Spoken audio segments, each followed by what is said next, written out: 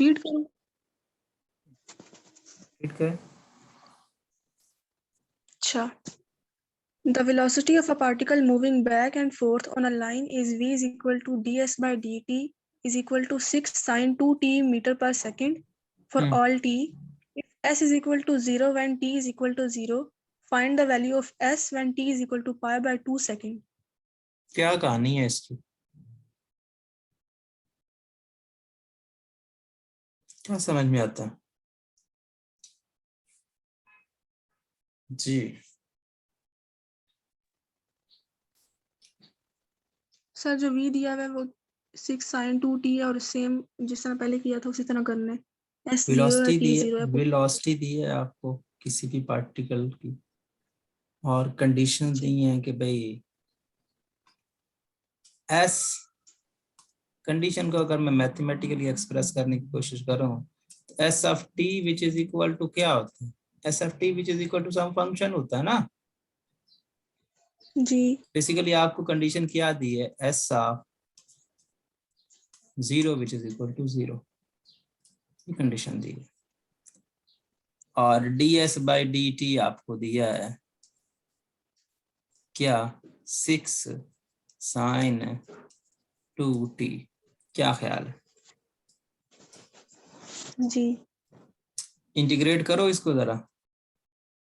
s which is equal to 6 integration sine 2t dt, चाहे तो substitution से कर लो, चाहे तो ये सिंपल भी होता है, वैसे भी कर सकते हो।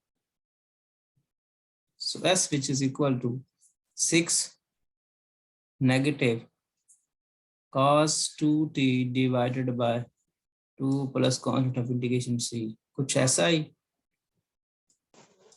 जी।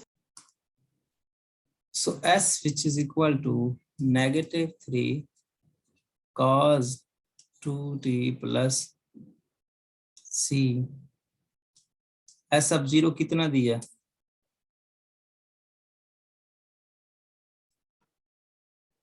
0 दिया ना, जी। तो s of 0 which is equal to negative 3 cos 2 into 0 plus constant of integration c, it means that 0 which is equal to negative 3 into 1 plus c, cos 0 1 होता है ना, जी। so c which is equal to 1। तो इसका मतलब ये हुआ कि हमारा s फंक्शन किस तरह से दिखेगा?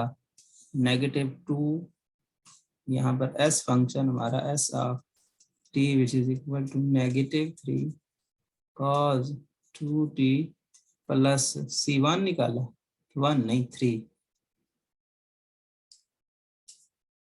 3 ना, क्या ख्याल है? जी। 3 है, सो बेसिकली 3। तो ये हमारा फंक्शन, लेकिन वो हमसे फंक्शन नहीं पूछ रहे, वो हमसे वैल्यू पूछ रहे हैं π/2 पे। Find the value of s when t which is equal to π/2। So π/2 put करो और फंक्शन की वैल्यू निकालो, तो s of π/2 which is equal to -2 cos 2 π/2 plus 3 कितना आता है?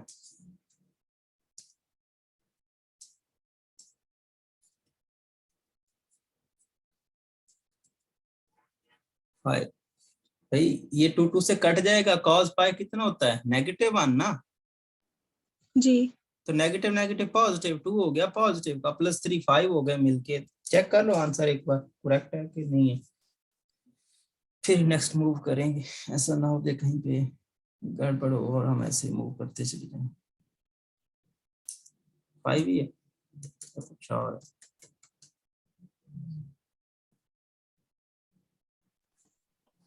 फाइव तो नहीं है लिखा, 6 है। तो फिर हमने कहाँ पे गलती कर दी, तलाश करो। कॉस के साथ 2 लिख दिए, 3 था इसलिए। हाँ किस ये गलती है, 3 था। हाँ ये 3 था, ये 3 था, 2 लिखा गया है, सो इस वजह से 5। ठीक है, जी।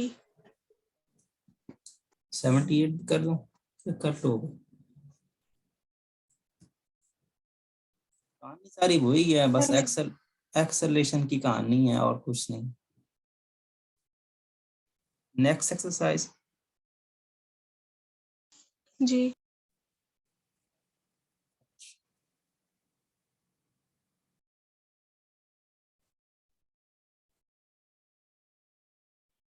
बुक शेयर हो रही है।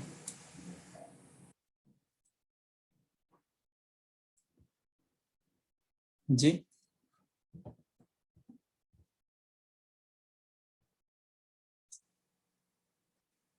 बुक शेयर हो रही है। जी substitution area between the curves. ये वो 2-3 क्वेश्चन 4 क्वेश्चन हमने नहीं किए थे कल इसी एक्सरसाइज में। हमने area between the curves find किया था, याद है? जी 2 कर्व्स थी, तो यहाँ पर बेसिकली मुझे यही लग रहा है कि ये एक्सरसाइज उसी के रिलेटेड हो, क्योंकि area between the curves find करना है। ये तो कहानी वही है। इसी तरह के फंक्शंस होंगे, 2 फंक्शंस के दरमियान, 2 कर्व्स के दरमियान हमें एरिया फाइंड करना होगा। बाकी सब्स्टिट्यूशन की कहानी आप जान चुके हो कि किस तरह से हम अपनी जरूरत के मुताबिक सब्स्टिट्यूशन करेंगे। ठीक है, इसको जरा रीड करें, कहानी क्या है इसकी, थ्योरम की, थ्योरम नंबर 7 की।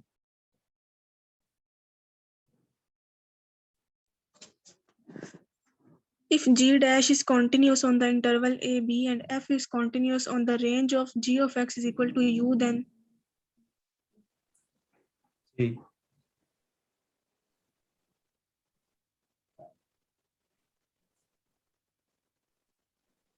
थ्योरम नंबर 7 की बात हमने की है, क्या कहानी है इसकी?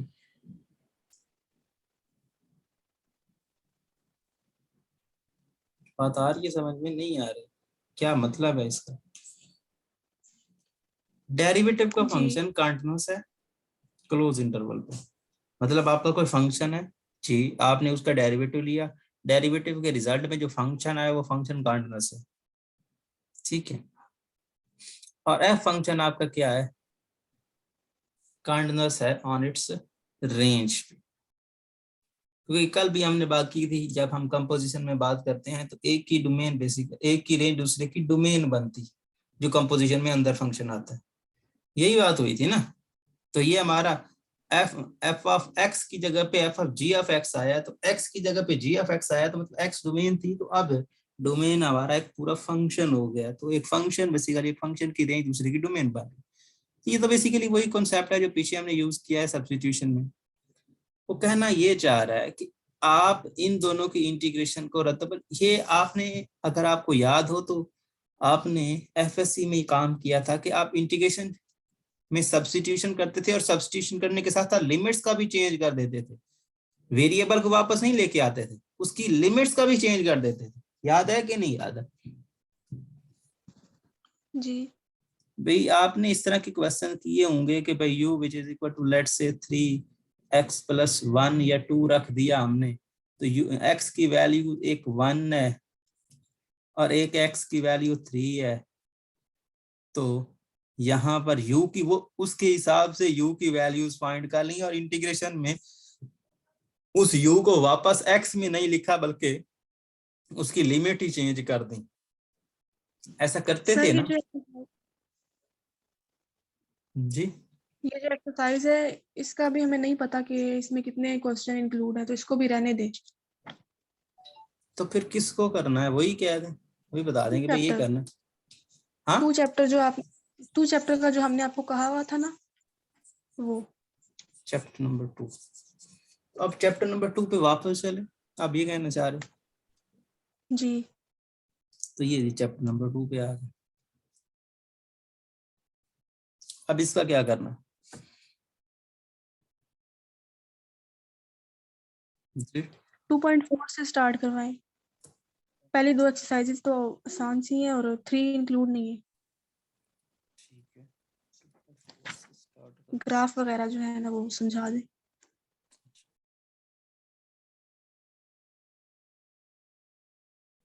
अब देखें, सबसे पहला केस जो इसमें आता है वो आता है लिमिट का। ठीक है पहला केस क्या आता है? जी, तो लिमिट। इसमें